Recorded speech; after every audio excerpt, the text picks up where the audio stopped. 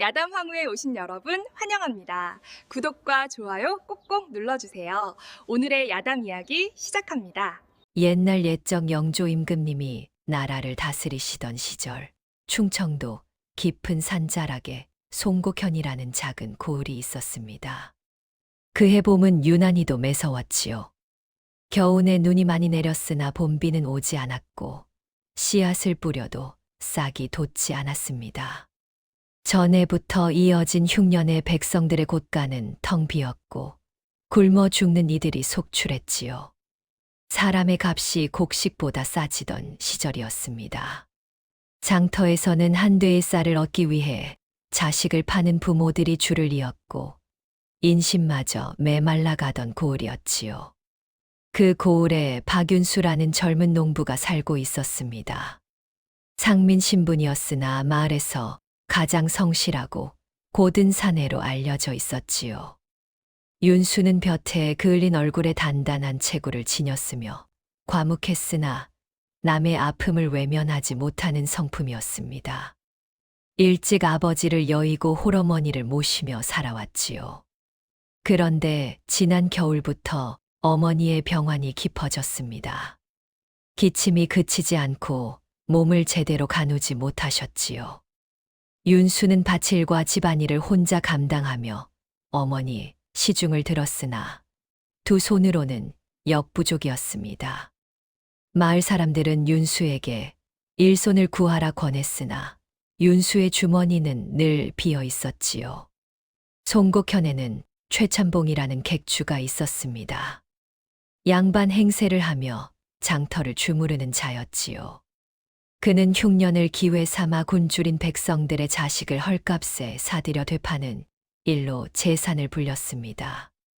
마을 훈장인 정노인은 최참봉의 행태를 못마땅해 했으나 관아와 결탁한 그를 어찌할 도리가 없었지요. 어느 날 최참봉은 윤수를 찾아왔습니다.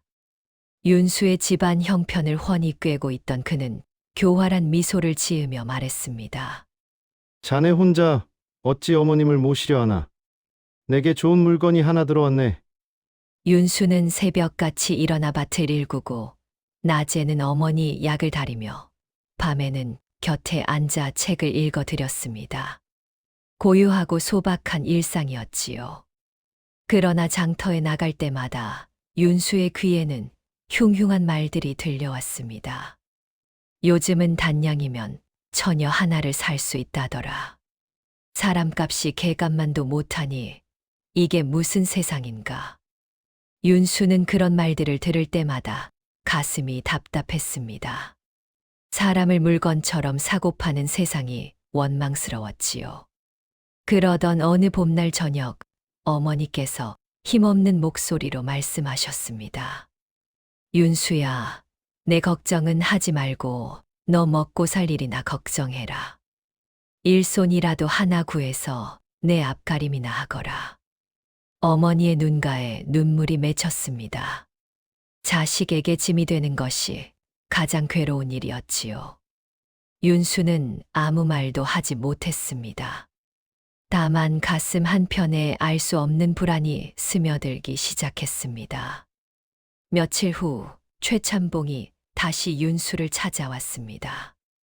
이번에는 한 처녀를 데리고 왔지요. 이 아이면 자네 집 일손으로 충분할 게야. 단양만 내게. 그것도 부담스럽다면 사냥이라도 괜찮네. 윤수는 망설였습니다. 사람을 돈으로 사는 일이 마음에 걸렸지요. 하지만 어머니의 병세는 날로 깊어졌고 혼자 힘으로는 더 이상 버틸 수가 없었습니다. 결국 윤수는 떨리는 손으로 단량을 내밀었습니다. 그렇게 월이라는 이름의 처녀가 윤수의 집으로 들어왔지요. 월희는 고개를 떨구고 있었으나 윤수는 그녀의 손이 고운 것을 보았습니다. 거친 일을 해본 적이 없는 손이었지요. 월희가 집에 들어온 첫날 윤수는 그녀를 마루 한편에 자리를 마련해 주었습니다. 여기서 쉬게. 내일부터 어머니 수발을 좀 도와주면 되네. 월희는 놀란 눈으로 윤수를 바라보았습니다. 주인이 몸종에게 방을 내어주다니 들어본 적 없는 일이었지요. 저녁상을 차릴 때도 윤수는 월희의 몫을 따로 차리지 않고 같은 상에 올렸습니다. 월희는 어찌할 바를 몰라 했지요. 주인 어른, 이는 분수에 맞지 않습니다. 나도 상민일 뿐이네. 우리 집에는 주인도 종도 없어. 그저 함께 살아가는 사람일 뿐이지. 윤수의 말에 월희는 말문이 막혔습니다. 바치를 할 때도 윤수는 힘든 일을 혼자 도맡았습니다. 물을 길어오고 장작을 패는 일도 마찬가지였지요. 월희는 그런 윤수를 경계하면서도 혼란스러워했습니다.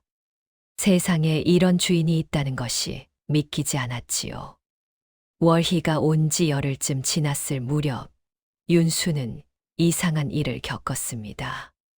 달이 밝은 밤이면 마루 아래에서 낮고 구슬픈 노랫소리가 들려왔지요.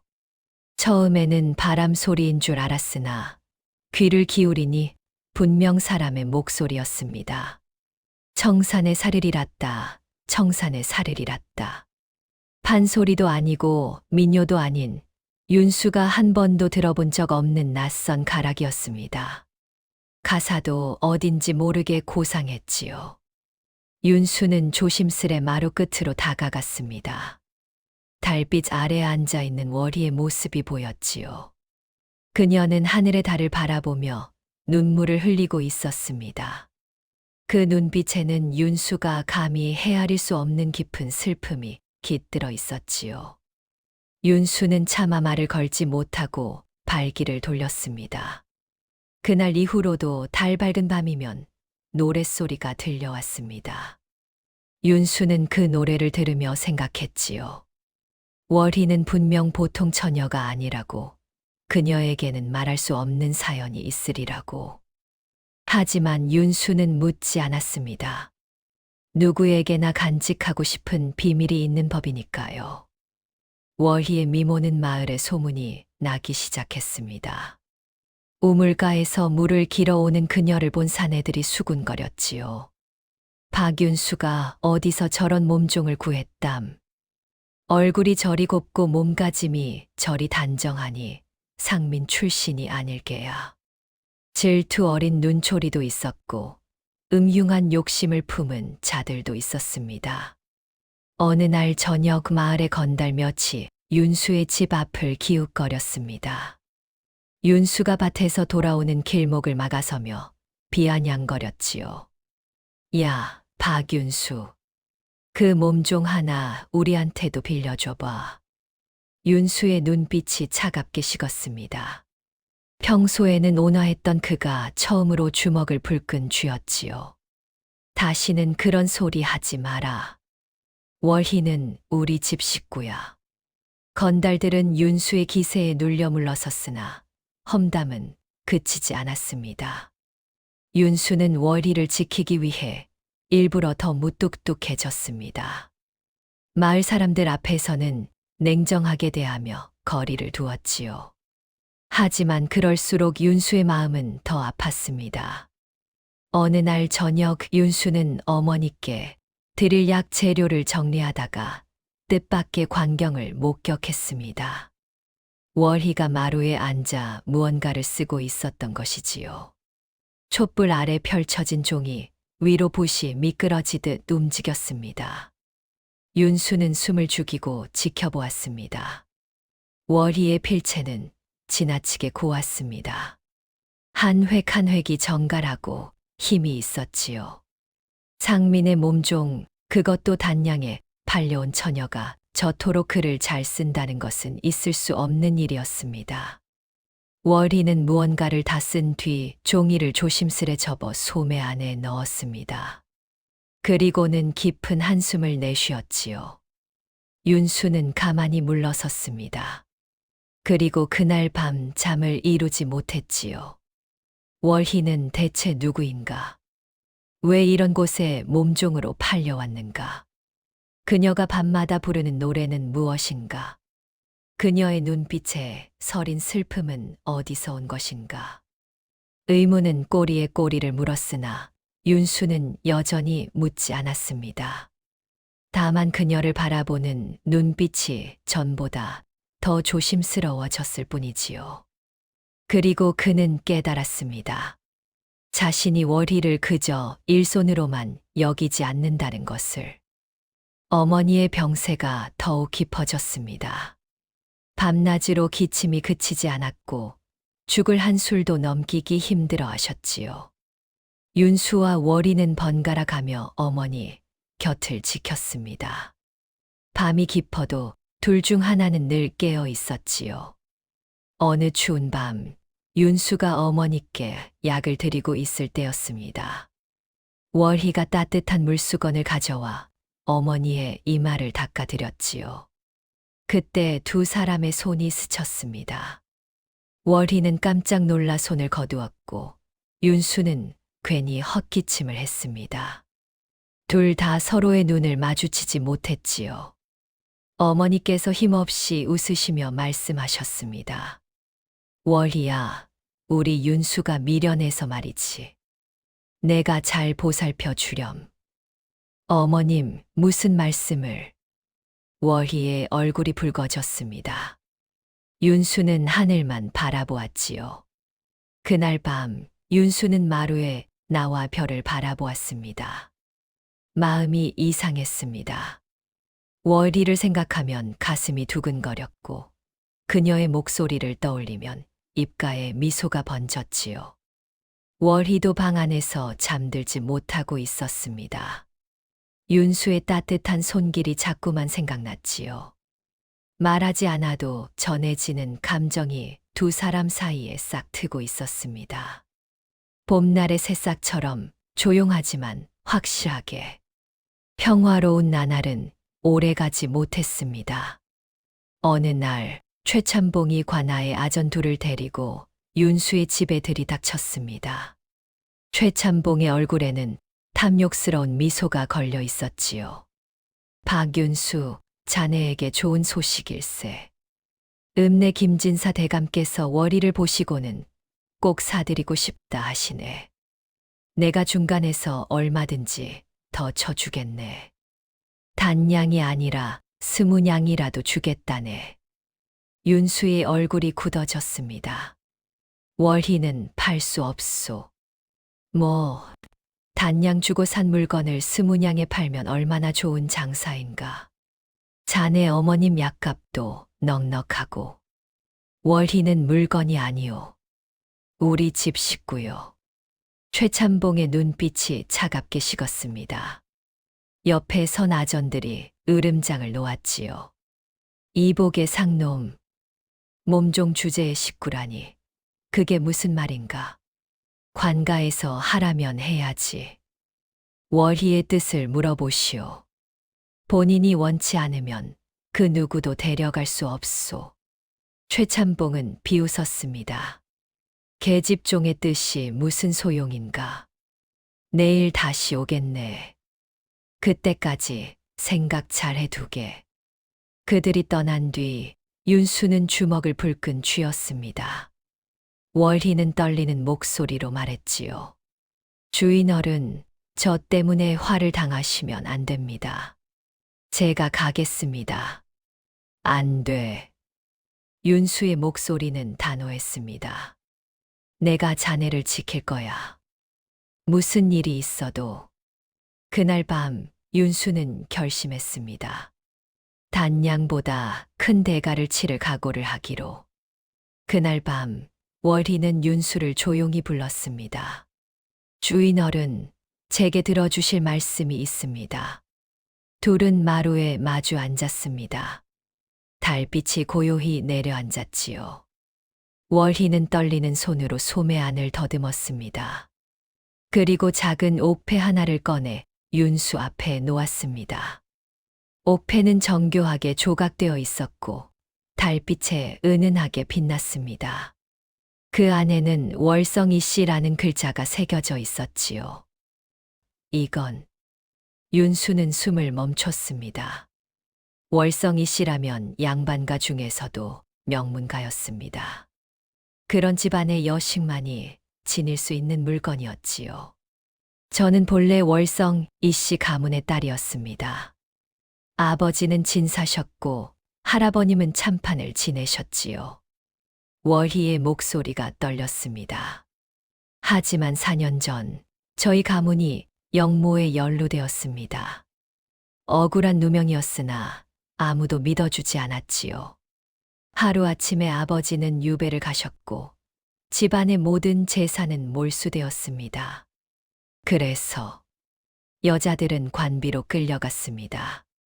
어머니는 그 충격으로 돌아가셨고 저는 여기저기 팔려다니다 결국 최참봉의 손에 넘어갔지요. 윤수는 주먹을 쥐었습니다. 가슴이 미어지는 듯 했습니다. 왜 진작 말하지 않았소? 말한들 무엇이 달라지겠습니까? 저는 이미 천민이 되었습니다. 윤수는 고개를 저었습니다. 아니요. 자네는 여전히 이씨 가문의 딸이요. 그리고 윤수는 월희의 눈을 똑바로 바라보았습니다. 내게는 소중한 사람이요. 월희는 눈물을 흘리기 시작했습니다. 그동안 참아왔던 모든 슬픔이 한꺼번에 터져 나왔지요. 가문이 몰락한 후 저는 지옥을 경험했습니다. 객주들 손에 이리저리 팔려다니며 온갖 모욕을 당했지요. 어떤 이는 저를 때렸고 어떤 이는 더러운 욕심을 품었습니다. 윤수의 주먹이 부들부들 떨렸습니다. 하지만 이곳에 와서야 처음으로 사람 대접을 받았습니다. 주인 어른께서는 저를 때리지도 모욕하지도 않으셨지요. 같은 상에 밥을 올려주시고 힘든 일은 도맡아 하셨습니다. 월희는 윤수를 바라보았습니다. 눈물에 젖은 눈동자가 달빛에 반짝였지요. 그래서 더 괴롭습니다. 주인 어른께 누가 될까 두렵습니다. 제가 여기 있으면 주인 어른께 화가 미칠 것입니다. 윤수는 월희의 손을 잡았습니다. 월희가 놀라 눈을 들었지요. 자네가 누가 아니라 힘이요. 자네가 있어 내가 견딜 수 있소. 하지만 내일 관아에 가겠소. 자네의 억울함을 풀어드리겠소. 윤수의 목소리는 확고했습니다. 월희는 고개를 저었습니다. 안 됩니다. 영모에 연루된 집안의 딸을 감싸다간 주인 어른도 위험해집니다. 그래도 가야 하오. 윤수는 결코 물러서지 않았습니다. 다음 날 아침 윤수는 마을 사람들을 모두 놀라게 할 일을 저질렀습니다. 그는 읍내관아로 직접 찾아가 아전 앞에서 말했습니다. 월희를 제 처로 삼고 싶습니다. 관아가 술렁였습니다. 몸종을 처로 삼겠다니 전례가 없는 일이었지요. 최참봉이 비웃었습니다. 미친놈이로군. 단양짜리 몸종을 처로? 그러나 윤수는 물러서지 않았습니다. 그렇다면 이렇게 하겠습니다. 제가 월희의 종이 되겠습니다. 관아가 조용해졌습니다. 모두가 귀를 의심했지요. 제 이름을 월희의 주인 노비로 올려주십시오. 그러면 월희는 주인이 되고 저는 종이 됩니다. 종인 제가 누구 손에 팔려가든 주인인 월희는 자유로울 것입니다. 아전들이 어이없다는 표정을 지었습니다. 자네, 정신이 온전한가? 양인 신분을 스스로 버리겠다는 것인가? 그렇습니다. 윤수의 목소리는 흔들림이 없었습니다. 최참봉이 소리쳤습니다. 이 미친놈을 당장 끌어내라. 하지만 윤수는 꿈쩍도 하지 않았습니다. 그의 눈빛에는 확고한 결의가 담겨 있었지요. 마을 사람들은 윤수의 미친 선택에 술렁거렸습니다. 누구도 이해할 수 없는 일이었지요. 윤수의 선택은 파장을 불러왔습니다.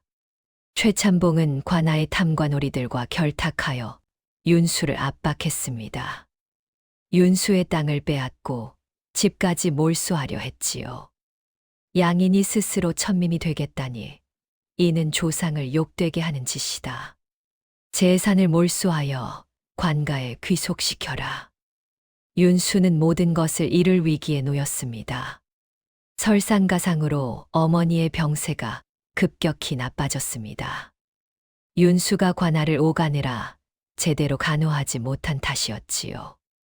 어느 날 밤 어머니께서 윤수를 불러 마지막 힘을 다해 말씀하셨습니다. 윤수야, 그 아이를 꼭 살려라. 내가 옳은 일을 하고 있다.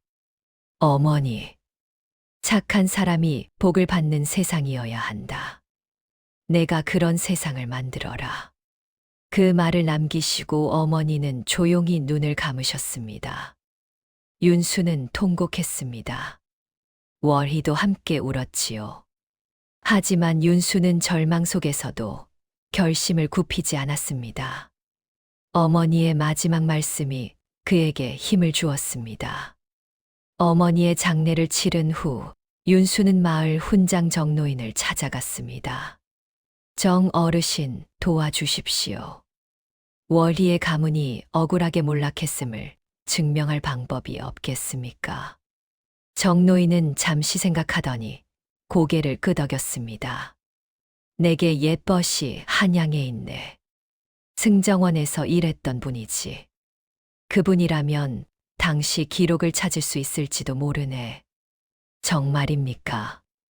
하지만 쉽지 않을 걸세. 영모 사건은 대개 조작된 것이라도 뒤집기가 어렵지. 그래도 해야 합니다. 윤수는 정노인의 도움으로 추천서 한 장을 받아 한양으로 향했습니다. 목숨을 걸고 가는 길이었지요. 월희가 말렸습니다. 주인어른, 너무 위험합니다. 돌아오지 못하실 수도 있습니다. 괜찮소. 자네가 자유로워지려면 이 길밖에 없소. 윤수는 월희의 손을 꼭 잡았습니다. 내가 꼭 돌아오겠소. 기다려 주시오. 그렇게 윤수는 한양으로 떠났습니다. 등 뒤로 월희의 눈물이 보였지만 그는 고개를 돌리지 않았습니다. 윤수는 사흘을 걸어 한양에 도착했습니다. 정노인의 벗인 이참판을 찾아갔지요. 늙은 참판은 윤수의 사연을 듣고 깊은 한숨을 내쉬었습니다. 월성 이씨 가문의 일이라. 그때 나도 조정에 있었네. 그 사건은 분명 억울한 누명이었지. 그렇다면 증거가 있지 않습니까? 있긴 하네. 하지만 그 문서를 꺼내는 것은 목숨을 거는 일이야. 당시 영모를 조작한 자들이 아직 조정에 남아 있거든. 부탁드립니다. 한 사람의 목숨이 달렸습니다. 윤수는 이 말을 땅에 찌으며 절했습니다. 이참판은 오랫동안 고민하다가 결국 고개를 끄덕였습니다. 좋네. 내 이제 늙어 두려울 것도 없지. 함께 싸워보세. 이참판은 승정원의 비밀 문서고에서 당시 사건 기록을 찾아냈습니다. 거기에는 월성 이씨 가문을 모함한 자들의 위증과 조작된 증거가 낱낱이 기록되어 있었지요. 윤수는 그 문서와 월희의 옥패를 들고 다시 송곡현으로 내려갔습니다. 송곡현과 나 앞에 도착한 윤수는 북을 쳤습니다. 억울함을 호소하는 신호였지요. 사람들이 모여들었습니다. 최참봉도 비웃으며 나타났습니다. 이 미련한 놈이 또 무슨 짓을. 하지만 윤수가 문서를 펼치자 관아가 술렁이기 시작했습니다. 이것은 한양 승정원에서 가져온 공식 문서입니다. 월성 이씨 가문이 영모에 연루된 것은 조작된 누명이었음이 여기 기록되어 있습니다. 아전들이 문서를 확인했습니다. 도장과 서명이 모두 진짜였지요. 윤수는 월희의 옥패도 내밀었습니다. 이것은 월성 이씨 가문의 적통을 증명하는 옥패입니다. 월희는 이씨 가문의 정당한 후손입니다. 최참봉의 얼굴이 새하얗게 질렸습니다. 이럴 수가. 또한 최참봉은 양반가 여식임을 알면서도 그녀를 몸종으로 팔았습니다. 이는 인신매매이자 신분 위조입니다. 군중이 웅성거렸습니다. 최참봉의 비리가 모두 드러나는 순간이었지요. 윤수는 그 자리에서 쓰러지듯 무릎을 꿇었습니다. 사흘간 밤낮으로 달려온 피로가 한꺼번에 몰려왔던 것입니다. 월희가 달려와 윤수를 부축했습니다. 주인 어른. 윤수는 희미하게 웃으며 말했습니다. 해냈소. 이제 자네는 자유요. 윤수가 깨어났을 때 며칠이 지나 있었습니다. 월희가 곁에서 간호하고 있었지요. 주인 어른, 정신이 드십니까? 윤수는 월희의 손을 잡았습니다. 무슨 일이?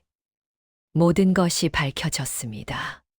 최참봉은 인신매매와 관가 매수 혐의로 잡혀갔고 그와 결탁했던 아전들도 모두 파면되었습니다. 월희의 눈에 눈물이 고였습니다.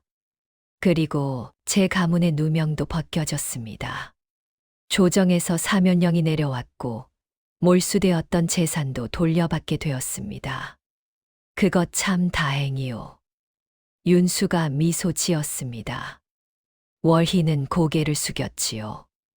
모두 주인어른 덕분입니다. 주인어른께서 목숨을 걸고 진실을 밝혀주지 않으셨다면 정노인이 방으로 들어왔습니다. 윤수야, 자네가 한 일이 한양까지 소문났네. 상민이 양반과 여식을 위해 목숨을 걸었다니 사람들이 모두 감동했지. 저는 당연한 일을 했을 뿐입니다. 그래, 그 당연한 일을 하는 사람이 드물어서 문제지. 정노인은 옛날 월희가 부르던 노래에 대해 설명했습니다. 그 노래는 월성이 씨 가문에 대대로 내려오는 가문 노래였네.